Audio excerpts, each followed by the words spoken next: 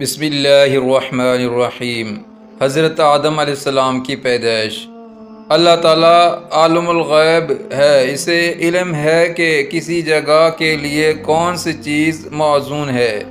वो जानता था कि इस दुनिया में इंसान की बहुत ज़रूरत है।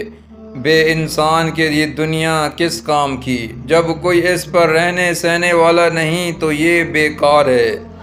असल बात यह है कि इसने दुनिया के लिए इंसान नहीं बनाए, बल्कि इंसान ही की खातिर दुनिया बनाई। परवरदिगार ने अपने नए मेहमान हज़रत आदम अलैहिस्सलाम की खातिर दुनिया और दुनिया की तमाम ज़रूरत की चीज़ें पहले से तैयार कर दी। अब इसने इरादा किया कि एक आदमी पैदा करूं जो इस दुनिया में बादशाहत करे और मेरा महकूम, मेरा खलीफा हो। फरिश्तों से कहा कि मैं एक आदमी बनाने वाला हूँ जो इस ज़मीन पर हुकूमत करेगा और मेरा खलीफा होगा। फरिश्तों ने कहा, परवरदिगार, ये आदमी तो ज़मीन पर फसाद फैलाएगा, खून बहाएगा, न जाने क्या क्या करेगा, और हम तो तेरी इबादत करते हैं, तेरी हम्द सना बयान करते हैं। अल्लाह ताला ने फरमाया, जो मैं जानता हूँ तुम नहीं जानते। फरिश्ते खामोश हो गए। अल्लाह ताला के इरादे की देर होती है, जहाँ इरादा किया और काम हुआ। अल्लाह ताला ने पानी और मिट्टी से एक पाकीज़ा सूरत तैयार की, इसमें अपनी रूह फूंकी और इसका नाम आदम नाम रखा। फिर इनको तमाम चीज़ों के नाम बताए, खेती बाड़ी, दरख्तों और फलों की किस्में बताएं, तरकारी और गल्ला के नाम सिखाए, पत्थर और लोहे की खास्तें बताएं। गर्ज के जिस जिस चीज़ की इंसान को ज़िंदगी में ज़रूरतें पेश आती रहती हैं, सब के नाम और सब की सिफ़तों से आगाह किया। जब हज़रत आदम अलैहिस्सलाम तमाम चीज़ों के नाम, इनकी सिफ़तों और इनके फ़वाइद से आगाह हो चुके तो अल्लाह ताला ने फ़रिश्तों से फ़रमाया, ऐ फ़रिश्तों, अगर तुम सच्चे हो तो मुझे इन चीज़ों के नाम और इनकी सिफ़तों से आगाह करो। फ़रिश्तों ने कहा, परवरदिगार, हम तेरी पाकी और हम्द सना के साथ उज़र पेश करते हैं कि हमें इन बातों का इल्म नहीं। हमको तो वो वही मालूम है जो तूने सिखा दिया है, इसके सिवा हम कुछ नहीं जानते। तू खुद ही इस बात को जानता है, तू हिकमत और हर बात से बाखबर है। अल्लाह ताला ने हज़रत आदम अलैहिस्सलाम से इरशाद फरमाया, ए आदम, तुम इनको फ़लाँ फ़लाँ चीज़ों के नाम बताओ। हज़रत आदम ने हुक्म सुनते ही तामील की और फ़ौरन तमाम चीज़ों के नाम बताए। अल्लाह ताला ने फ़रिश्तों से फरमाया, मैंने तुमसे नहीं कहा था कि जो मैं जानता हूँ वो तुम नहीं जान सकते।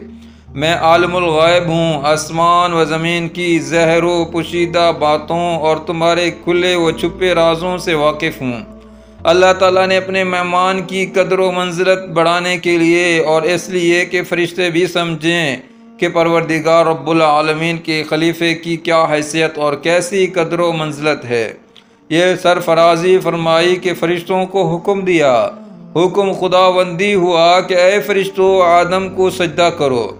हुक्म की देर थी, इधर हुक्म हुआ, उधर सब सजदे में गिर पड़े, मगर वो जिन जो मुकर्रब था और अपने को बहुत कुछ समझता था, जो शैतान के लक़ब से पुकारा जाता है, जो लोगों को बहकाता फिरता है, इससे इसका पेट भरता है और इससे इसके दिल की लगी बुझती है। इसके दिल ने, इसके गरूर ने इसको इजाज़त नहीं दी कि वो हज़रत आदम अलैहिस्सलाम को सजदा करता। इस तरह अकड़ खड़ा रहा, अपनी बड़ाई के ज़ाम और खुदी के नशों में बेखुद हो रहा था। इसी बड़ाई के ज़ाम में इसने परवरदिगार की नाफरमानी की, उसका हुक्म ना माना, हमेशा के लिए अल्लाह की नाराज़गी और इसका गुस्सा मोल लिया। परवरदिगार ने देखा कि तमाम फरिश्ते सजदे में पड़े हैं और ये इसी तरह अकड़ कर खड़ा है, इसके सर को जमशम भी ना हुई, मेरा हुक्म सुनकर इसके माथे पर जूं भी ना रेंगी। इरशाद हुआ, ऐ इब्लीस, तूने मेरे हुक्म के खिलाफ किया, मेरे हाथों की बनाई चीज़ की कदर ना की। क्या वजह है कि तूने आदम को सजदा ना किया? किस चीज़ ने तुझको आदम के सजदे से बाज रखा? शैतान ने कहा कि कहाँ मैं और कहाँ आदम, मैं आग से पैदा किया गया और आदम मिट्टी से बनाए गए। जब मैं इनसे बेहतर हूँ तो क्यों सजदा करूँ? मेरा दिल नहीं ये गवारा ना किया कि मिट्टी के पुतले को सजदा करूँ।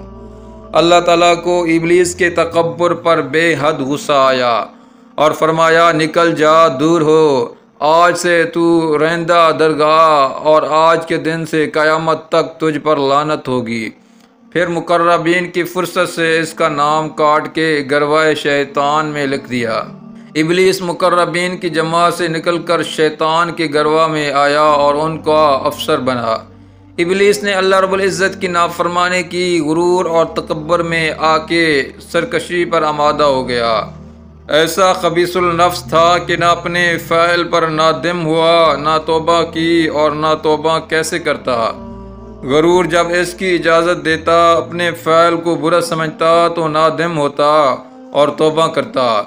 तौबा तो दूर किनार, इसने तो शरारत पर कमर बांध ली, सरकशी पर सरकशी करने लगा।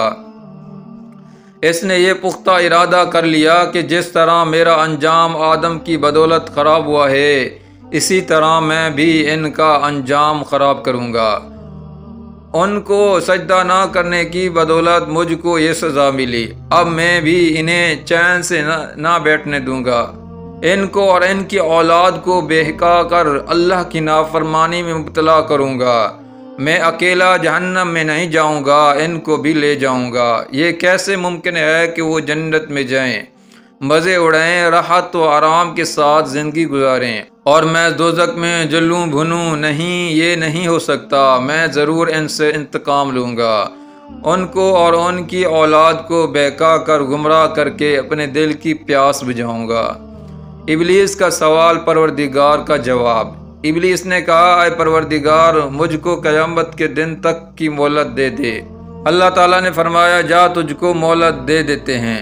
इब्लीस ने कहा, अब मैं तेरी इज़्ज़त की कसम खा कर कहता हूँ कि तेरे बंदों को बहकाऊँगा और अपने साथ उनको भी जहन्नम में ले जाऊँगा। मैं इनके बहकाने में कोई वकीका उठा न रखूँगा, न इनके आगे पीछे दाएं बाएं मकर का जाल फैलाऊँगा और उनको सब्ज़ बाग दिखा दिखा कर अपने ढाब में लाऊँगा। और जहाँ तक मेरा जोर चलेगा, सवाए तेरे ख़ास बंदों के, सबको तेरी नाफरमानी और नाशुक्री पर आमादा करूँगा, सबको गुमराह करूँगा। अल्लाह ताला ने फरमाया, मरदूद, यहाँ से निकल जा और जो तेरे जी चाहेंगे, मगर ये याद रख कि मेरे अच्छे बंदे तेरे बहकाने में हरगिज़ ना आएंगे।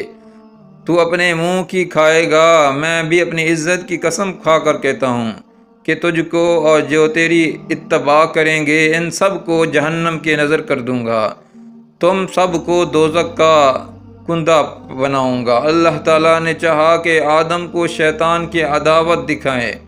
आदम अलैहिस्सलाम अपनी आँखों से शैतान का बुग़्ज़ व हसद देख लें, इसका मकरो फ़रेब पहचान लें और ये भी समझ लें कि इंसान कितना कमज़ोर है, कितना जल्द फंदे में पड़ जाने वाला और धोखा खा जाने वाला है, ताकि ये देख और समझ कर हमेशा इसके धोखे से बचे। कभी अपने नफ्स पर भरोसा ना करें, सिर्फ अल्लाह पर भरोसा रखें।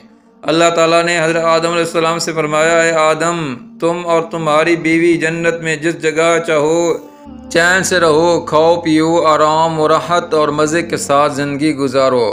ना तुमको वहाँ किसी तरह का खौफ लाहक होगा, ना तुमको कोई गम पहुँचेगा, ना भूखे होंगे, ना प्यासे होंगे, ना बीमार होंगे, ना मरोगे। मगर देखो, इसको याद रखना कि जन्नत में फ़लाँ दरख्त है, इसके करीब ना जाना, वरना तुम्हारा अंजाम बहुत ख़राब होगा। फिर तुम्हारा शुमार ज़ालिमों में हो जाएगा और तुम नाफरमानी में मुब्तला हो जाओगे। शैतान का मकरो फ़रेब। शैतान के लिए इससे अच्छा कोई मौका ही ना था। वो तो इसका मुंतज़र ही था कि इसने सोचा कि अल्लाह ताला ने आदम को इस दरख्त के पास जाने से भी मना फरमाया है, खा लेना तो बड़ी बात है, अब मैं इन्हें बहला फिसला कर इसका फल खिला दूँ तो मज़ा आ जाए। आदम जब इसका फल खाएंगे तो खूब लुत्फ़ आएगा, अल्लाह ताला इनसे नाराज़ हो जाएगा, तो फिर इनका ठिकाना कहाँ भटकते फिरेंगे। जैसे मैं भटक रहा हूँ अल्लाह की नाफरमानी करके, अल्लाह के ख़िलाफ़ करके, ये चैन नहीं पा सकते। खूब सज़ा मिलेगी, खूब नुकसान उठाएंगे। जब आदम अल्लाह की नाफरमानी में मुब्तला होंगे और इन पर अल्लाह का अताब नाज़िल होगा तो कैसा मेरा दिल खुश होगा। मेरी मुराद पूरी होगी, मेरा मकसद पर आएगा, मेरा बदला पूरा पूरा उतर जाएगा। ये सोचकर वो हज़रत आदम अलैहिस्सलाम के पास एक खैर ख्वाह दोस्त की सूरत में बनकर आया और कहा, मैंने सुना है कि तुमको तुम्हारे परवरदिगार ने फ़लाँ दरख्त के पास जाने और इसका फल खाने से मना फरमाया है। हज़रत आदम अलैहिस्सलाम ने कहा, हाँ। शैतान ने कहा, जानते हो किस लिए मना फरमाया है? इसलिए कि अगर तुम इस फल खा लोगे तो फरिश्तों की जिन्स से हो जाओगे और हमेशा जन्नत में रहना होगा। इसी वजह से मना फरमा दिया। ना ये खाएंगे ना हमेशा के लिए जन्नत के मुस्तहिक होंगे। क्योंकि मैं तुम्हारा दोस्त और सच्चा दोस्त हूँ, इसलिए मुझे तुम पर अफसोस आता है कि अगर तुम इस दरख्त का फल ना खाओगे तो चंद रोज़ बाद जन्नत से निकाल दिए जाओगे। मैंने मुतबर ज़रिए से ये खबर सुनी है। मुझे इस कदर रंज हुआ कि मैं बर्दाश्त नहीं कर सका और मेरे दिल ने किस तरह गवारा ना किया कि तुमको इत्तला ना दूँ और तुम लाइल्मी में मुसीबत का शिकार हो जाओ। दोस्त को चाहिए कि दोस्ती का हक़ अदा करे। सो मैं तुमसे कहता हूँ कि अगर तुम हमेशा के लिए जन्नत में रहना चाहते हो तो इस फल को खा लो, वरना अंजाम वही होगा जो मैं बतला चुका हूँ। मुझ पर एतबार कर लो, मेरा कहा मान लो, वरना पछताओगे। हज़रत आदम अलैहिस्सलाम शैतान की चिकनी चपड़ी मोहब्बत आमेज़ बातों में आ गए। भूल गए कि ये हमारा दुश्मन है, ना ये समझे कि ये हमसे कसर निकाल रहा है। इसकी मोहब्बत पर एतबार करके इसको अपना खैर ख्वाह समझकर इसके फरेब में आ गए और इस दरख्त का फल खा लिया। इधर फल खाते ही बदन के तमाम कपड़े गिर गए।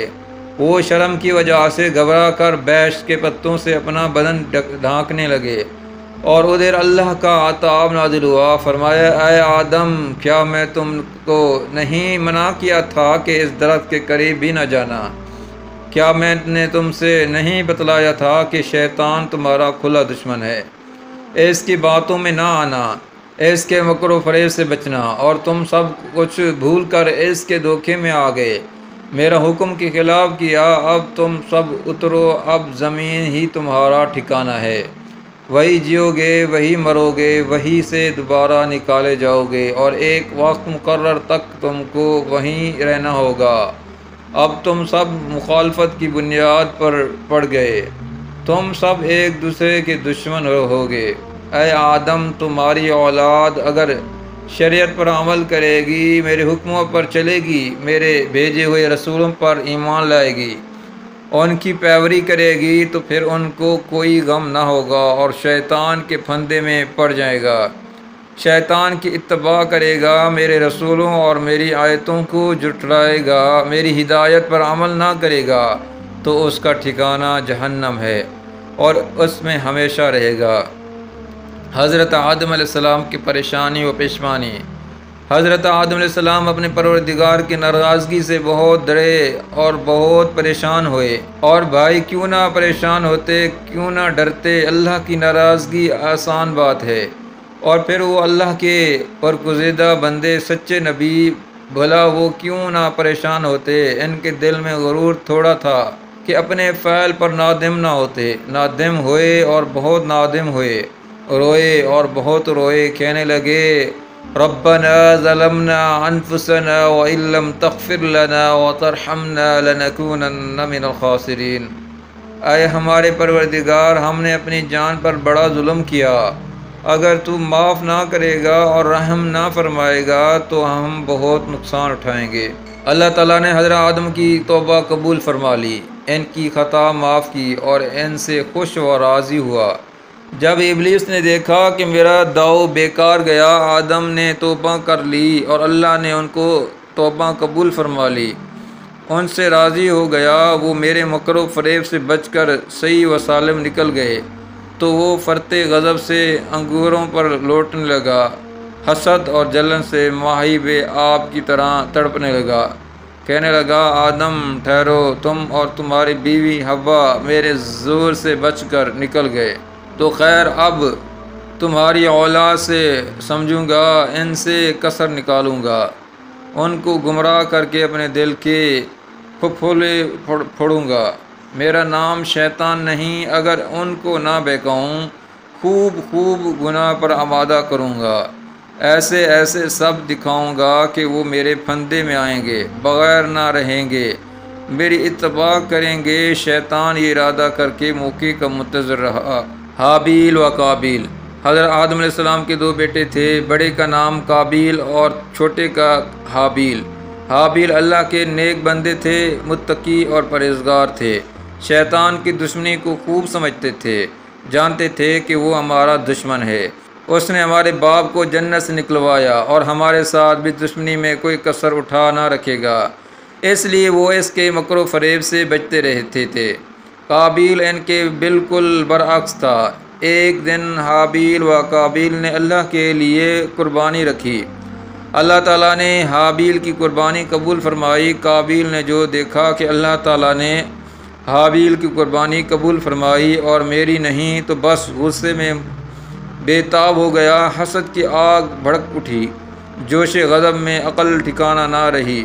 शैतान पूरे तौर पर इस पर हावी हो गया। वो तो कह रहा था कि मैं तुम्हारी औलाद के बहकाने में कोई वकीका उठा ना रखूँगा। मौका अच्छा मिला। काबिल शैतान के कह में आकर भाई की दुश्मनी पर आमादा हो गया और कत्ल की दिल में ठान ली।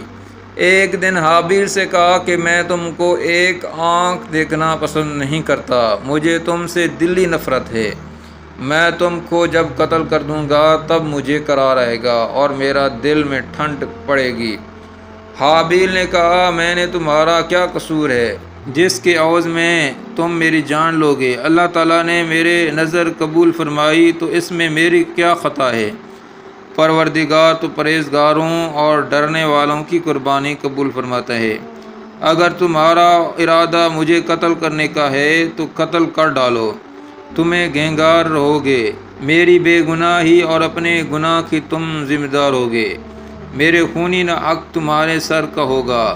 खुदा के हजूर में मेरी खून से अपने हाथ रंगोगे। ले जाओ, जहन्नम ठिकाना होगा और इसमें हमेशा रहना पड़ेगा।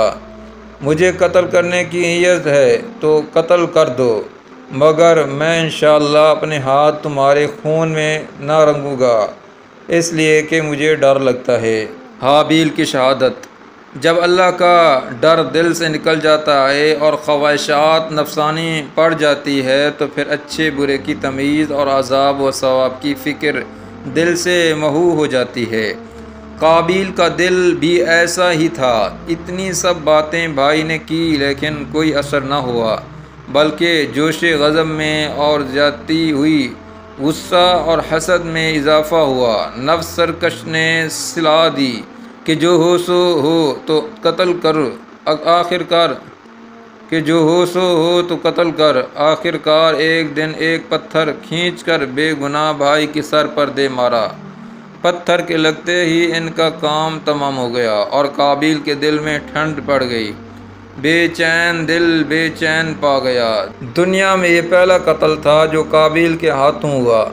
काबिल ने कत्ल की ईजाद की। भाई से दुश्मनी की बुनियाद इसी ने डाली। हमारे हजूर सल्लल्लाहु अलैहि वसल्लम का इरशाद है, जिसने हमारे दीन में खैर की कोई बात ईजाद की तो जितना सवाब खैर करने वालों को मिलेगा इतना ही ईजाद करने वालों को होगा और करने वाले के सवाब में कोई कमी न होगी। और जिसने हमारे दीन में किसी बुरी बात की बुनियाद कायम की, जो जितना गुनाह करने वाले को होगा उतना ही निकालने वालों को होगा और इसके गुनाह में कोई कमी ना होगी। फिर आपने फरमाया, काबिल ने जो कत्ल का तरीक़ा निकाला है तो क़यामत तक जितने कत्ल होंगे सब का गुनाह काबिल के सर होगा। काबिल की परेशानी। काबिल ने भाई को कत्ल तो कर डाला, लेकिन हैरान परेशान लाश को क्या करे। लाश के लिए फिरता था और कुछ समझ में ना आता था कि क्या तरकीब की जाए, चूँकि ये पहला कत्ल था और पहली मौत थी और उसने कभी देखा न था कि लाश के साथ क्या मामला किया जाता है, इसलिए इसकी समझ में कुछ ना आता। अल्लाह ताला को मंजूर हुआ कि हाबील की लाश छुपाई जाए तो इसने काबिल को सिखाने के लिए 2 कव्वे भेजे। एक कव्वे ने ज़मीन को खूद कर अपने मुर्दा भाई कव्वे की लाश को दफन किया काबिल ये देखकर बहुत नादम और परेशान हुआ। दिल में कहा कि मैं इस जानवर यानी कौवे से भी गुज़रा हूँ। मैं इतना बेवकूफ़, ऐसा अनजान कि मुझे कुछ ना आए। कौवे से मुझे इल्म हासिल हो। किस्सा मुख्तसर, काबिल ने कौवे की देखी कब्र खुदी और अपने मुर्दा भाई को दफन किया। हाबिल के बाद अल्लाह ताला ने हज़रत आदम को बहुत औलादें, खूब नस्ल बढ़ी और इनकी औलाद में बहुत से लोग शैतान के फंदे में पड़ गए, गुमराह हुए। अल्लाह ताला ने चाहा कि आदम की औलाद गुमराही से बचे, शैतान की मुरीद ना हो, अच्छे काम करे ताकि जन्नत की मुस्तहिक हो। इसलिए अल्लाह ताला ने इन्हीं में से बाज़ को छांट लिया और उनको अपना रसूल बनाकर भेजता रहा। वो रसूल एक के बाद दीगर आते रहे और अपने भाई बंदों और अपने कौम को समझाते रहे। बैतों ने उनको अपना रसूल माना, इनकी बात पर सरे तस्लीम खम किया और बैतों ने उनको जुटलाया, इनसे मुंह मोड़ा, उनको तकलीफ़ पहुंचाई और शैतान की इत्तबा की।